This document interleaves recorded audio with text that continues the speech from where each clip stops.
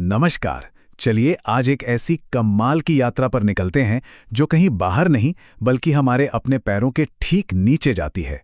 हम सतह से हजारों किलोमीटर नीचे पृथ्वी के धधकते हुए दिल तक का सफर करेंगे और ये समझने की कोशिश करेंगे कि आखिर वहां छिपा क्या है। तो तैयार हो जाइए।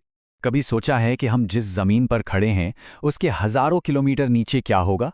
ये एक ऐसा सवाल है जिसने ना जाने कितनी सदियों तक इंसानी दिमाग को उलझाए रखा।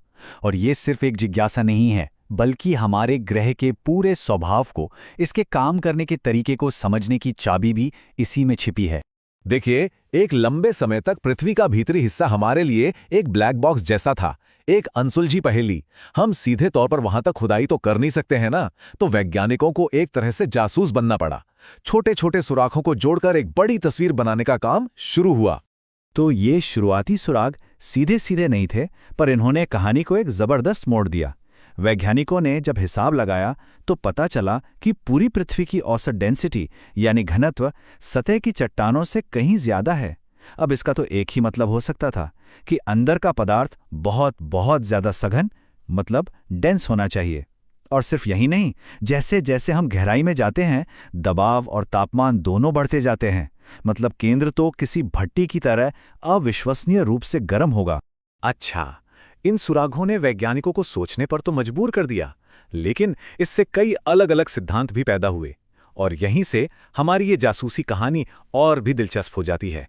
अब वैज्ञानिकों के बीच इस बात पर बहस छिड़ गई कि पृथ्वी का केंद्र आखिर किस हाल में है, ठोस है, तरल है या कुछ और।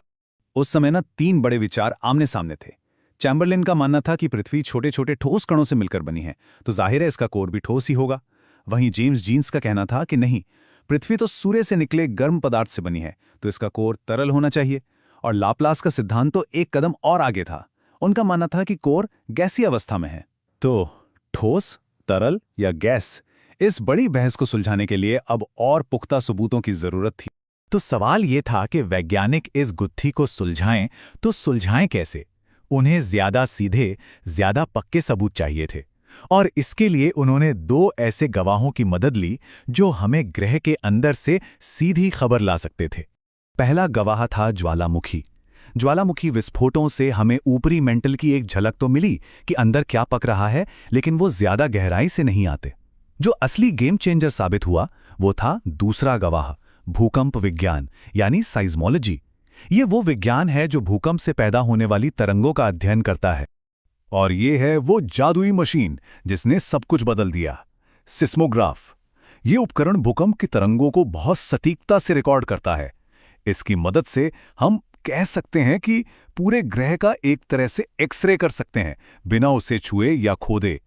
सोचिए, जब कहीं भूकंप आता है तो उसकी ऊर्जा तरंगों के रूप में पूरी पृथ्वी से होके गुजरती है। इन तरंगों की रफ्तार कहाँ धीमी हुई, कहाँ तेज हुई, कहाँ ये मुड़ गईं, इन सब का अध्ययन करके वैज्ञानिकों ने पहली बार पृथ्वी के अंदर की परतों का एक नक्शा बनाना शुरू कर दिया। ये वो पल था जब इंसान पहली बार अपने ग्रह के अंदर देख पा रहा था। भूकंप से मिले इस डेटा ने आखिरकार इस बड़े रहस्य से पर्दा उठा दिया। अब ये बात शीशे की तरह साफ हो गई थी कि पृथ्वी अंदर से एक जैसी नहीं है, बल्कि ये तो प्याज की तरह कई परतों से बनी है और हर परत की अपनी एक अलग पहचान है। और जो सबसे हैरान करने वाली बात सामने आई वो ये थी कि मैंटल हमारे ग्रह का सबसे बड़ा हिस्सा है।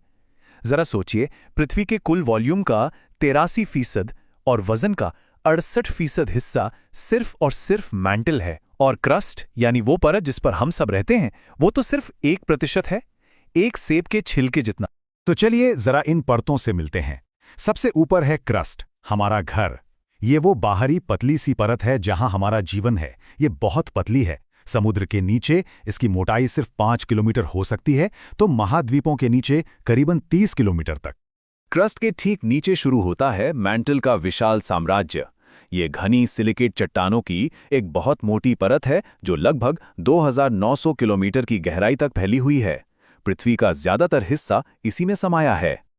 और आखिर में सबसे अंदर पृथ्वी के दिल में है कोर, ये लोहा और निकेल जैसी भारी धातुओं से बना एक बेहद घना गोला है जो 2900 किलोमीटर से लेकर ग्रह के बिल्कुल केंद्र यानी 6371 किलोमीटर तक जाता है। लेकिन रुकिए, कहानी यहीं खत्म नहीं होती। भूकंप की तरंगों ने हमें सिर्फ इन 3 मोटी मोटी परतों के बारे में ही नहीं बताया, बल्कि उनके बीच की एकदम सटीक सीमाओं का भी पता लगाया। वैज्ञानिक इन्हें असंबद्धता या डिसकंटिन्यूटी कहते हैं। ये हमें और भी गहरी और डिटेल्ड तस्वीर देती है। हर असंबद्धता का नाम उस वैज्ञानिक के नाम पर रखा गया है जिसने उसे खोजा। ये असल में वो जोन है जहां चट्टानों के गुण अचानक बदल जाते हैं और भूकंप की तरंगें अपनी रफ्तार या दिशा बदल लेती हैं। जैसे मोहो, क्रस्ट और मैंटल के बीच का बॉर्डर है, तो गुटेनबर्ग, मैंटल और कोर के बीच का। ये सीमाएं सिर्फ लकीरें नहीं हैं, इन्हीं से हमें पता चलता है कि महाद्वीप क्यों खिसकते हैं और पृथ्वी की आंतरिक गर्मी कैसे काम करती है। तो हमने पृथ्वी के केंद्र तक का सफर किया और उसके कुछ बड़े रहस्यों को जाना। लेकिन ये कहानी कभी रुकती नहीं है। हमारा ग्रह एक जिंदा, लगातार बदलती हुई चीज है। कोर धीरे धीरे ठंडा हो रहा है, मैंटल में हमेशा हलचल जारी है, और यह हमें एक बहुत बड़े और दिलचस्प सवाल के साथ छोड़ जाता है। आज से लाखों साल बाद हमारे ग्रह की ये आंतरिक दुनिया आखिर कैसी दिखेगी?